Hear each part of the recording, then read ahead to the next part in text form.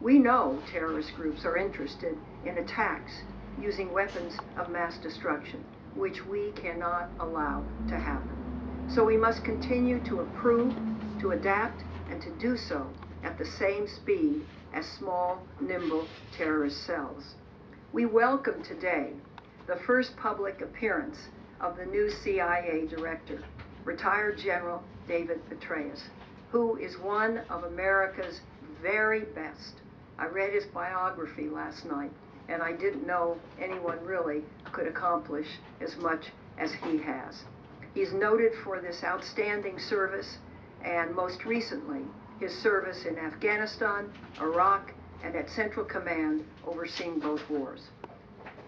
I would expect that Director Petraeus will, in the coming weeks, be reviewing the CIA's mission in collaboration with DNI Clapper. And it's very encouraging that the two of you are approaching this relationship as positively and productively as you are. I would hope that your review would include the following: continuing to increase human collection on hard targets and continue improvements that we have made to analysis, decreasing the number of contractors, continuing to improve language ability in those key areas, including Dari, Urdu, Pashto, Arabic, and Farsi, needed to understand what's going on in key parts of the world today. The immediate aftermath of the 9/11 attacks, the IC hired thousands of contractors as a matter of convenience and for their expertise. Contractors were tasked to conduct intelligence operations, collection, exploitation, and analysis.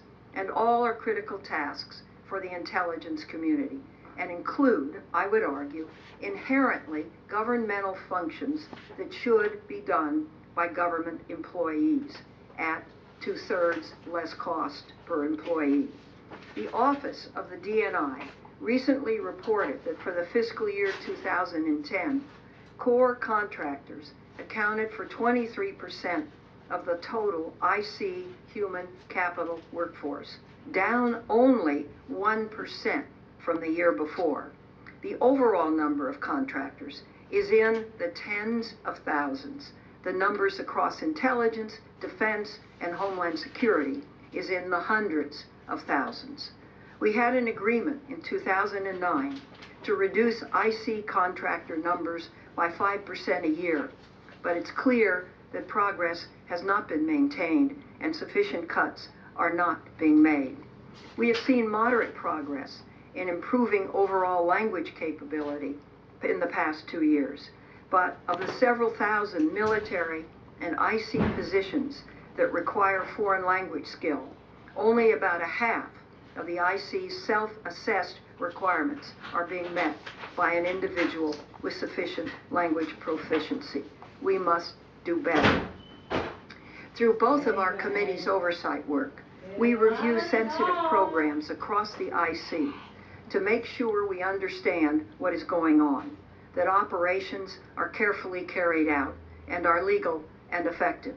I'm pleased to say that in almost all cases we are fully satisfied. Of note, for the past 2 years, the Intelligence Committee has conducted extensive oversight of certain critical aspects of the country's counterterrorism efforts, especially along the Afghanistan-Pakistan border. These efforts are notable for their precision, their effectiveness,